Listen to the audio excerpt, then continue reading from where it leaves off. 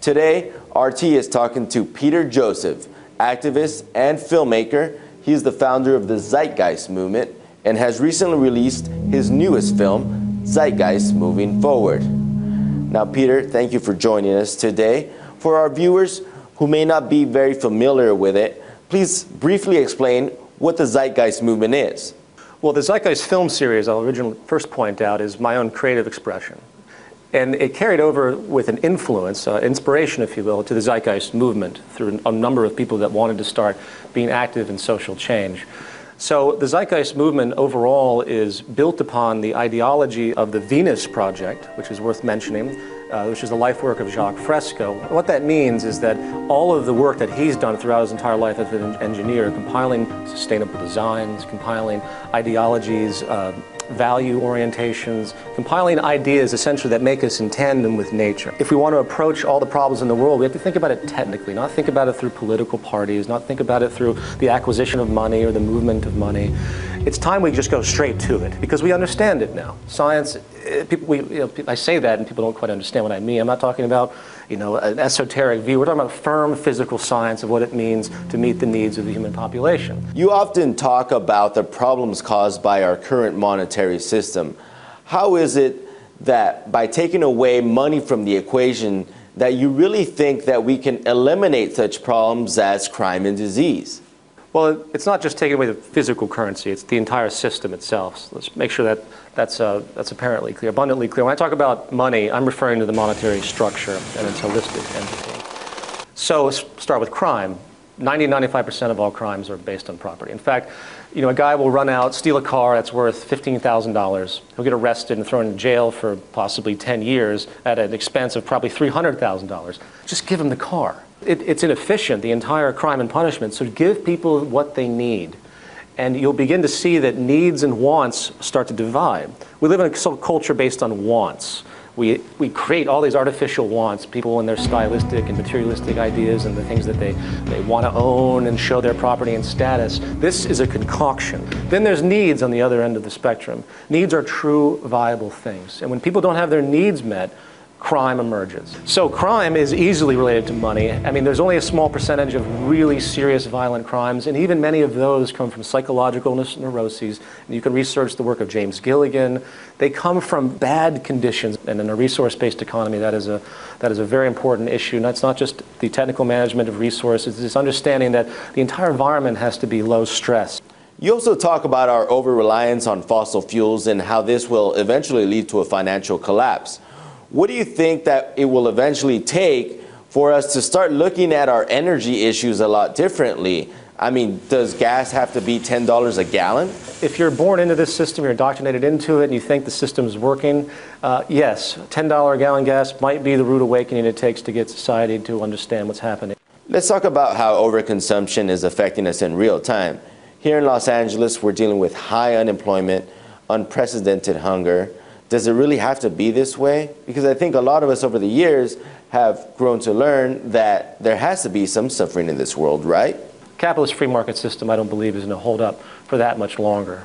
I'm not a prophet, but I think that it's going to show itself, and people are going to begin to see that it's intrinsically flawed. The collapse of industrial civilization, to put it very exaggeratedly, if you will, because we base everything on oil, is a very terrifying idea.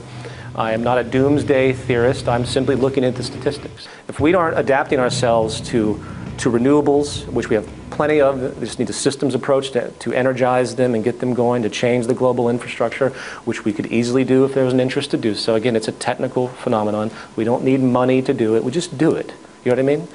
If that doesn't occur, we're definitely going to see more wars. We're going to see extremely high gasoline. We're going to have a huge profiteering subculture. Collapse of society will be met with a huge profiteering group that are shorting all the interests, that are the owners of the goods that are going scarce, because scarcity equates to more profit.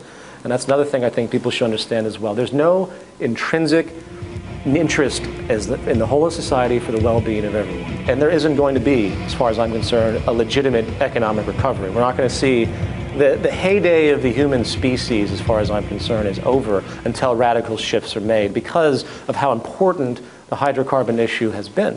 And again, no one's doing anything to counter it. What we need really is a Manhattan Project, if you will, but for renewable energy research, and without having to worry about limitations of corporations to get it done. So to answer your question, there's not going to be an economic recovery that people are expecting. But it was many poor and middle-class Americans who contributed to the victory of our current president. Is their voice not being heard? Well, does anyone have a voice in this democracy we call America? It doesn't matter how loud someone yells or how many letters they write to their congressman or how much they complain. Very little can change what is set in motion by the very nature of the political system, which is simple. It's a pointed dictatorship. Boom. Once they're in power, there's very little any of us can do. And since the entire thing is subservient to corporate interests through taxation and everything else, you see that the political corporate interest, and what John Perkins calls the corporatocracy, this is the phenomenon that exists. So the public is always going to be given the short end of the stick, and always has been since the divinity of kings. Nothing's really changed. We live in an advanced form of feudalism and nothing more. In the past, you've pointed out the dangers of our massive debt problem here in America. Do you think that this is an issue that's just impossible to resolve, even with the massive austerity measures that are being proposed? The austerity measures are an abomination, a complete atrocity against the general population, as all austerity measures have been from the World Bank or any other institution, because the problem isn't the people. They cut natural programs, they cut NPR, they cut things like education. These are the core attributes of human survival. They cut welfare. Why are they cutting that? When obviously we're spending, $1 trillion a year on war? Where is the logic with all of this? In your film, you talk about how robots will eventually be doing all the jobs that humans are doing.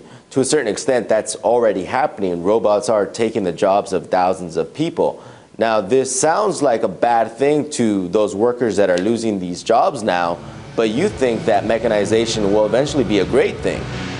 Technological unemployment has manifested throughout time. In fact, every major labor change that we've had as a civilization has been based on the advent of technology, from agricultural revolution, the invention of the plow, to the industrial revolution, the invention of the powered machine, large powered machine, and to an equivalent information age we have now where everyone's interacting with computer systems. The contradiction of capitalism by some economic theorists that investigate this idea that we're displacing ourselves with mechanization that can create more, can provide more, but yet reducing human purchasing power. So what you have is the more we mechanize, less jobs, less money in circulation. So how can an economy work? It's starting to stifle itself because of this very phenomenon. Technology is more efficient than human labor. It's time we maximize that. Instead of corporations feeling that they need to be providing a social service to keep people employed, we say, forget this, forget the labor for income system. We're in a different paradigm now. We can create an abundance on this planet, what I call an access abundance. We can have vertical farms fully automated off the coast of Los Angeles that can produce all the organic food for all of Los Angeles. You make the claim that our current socioeconomic system is just not working. For people who agree with you or want to create change right away, what suggestions do you have for them? I mean that if the patterns continue themselves, if the trends that I see continue, if the ignoring of the energy issues, if the ignoring of the growing instability through society, the kind of naivety of the general population to think, oh, everything's just going to be okay, these things will coalesce into what I consider collapse. And it's a multifaceted, very difficult thing to anticipate. And it won't occur in some big, you wake up one day and everyone's running around on fire. It will be a slow grind of more unemployment, more extreme poverty, more suffering, death, more wars by all means, and more basic social instability, rationing of resources. I say that people should boycott the major banks, especially the banks that are part of the Federal Reserve cartel. This is a corrupt financial institution that has a cartel of private banks, and everyone just seems to think it's okay. People are beginning to realize that there are people in power that are preserving themselves, and they really don't have a genuine interest to help anyone else. But I do suggest people begin to be more conscious and try to find other sources of information. I happen to enjoy RT, independent media, more independent media, get away from the dominant institutions. Imagine years ago when you lived in a society where all you had was a newspaper. There was no television, all you got was that newspaper at your front door. Imagine how easy it was for people to control what people thought. Don't ever join the military. Support the people that are there and respect them as human beings, but I do my best when I speak to people in the military. I say, just get out.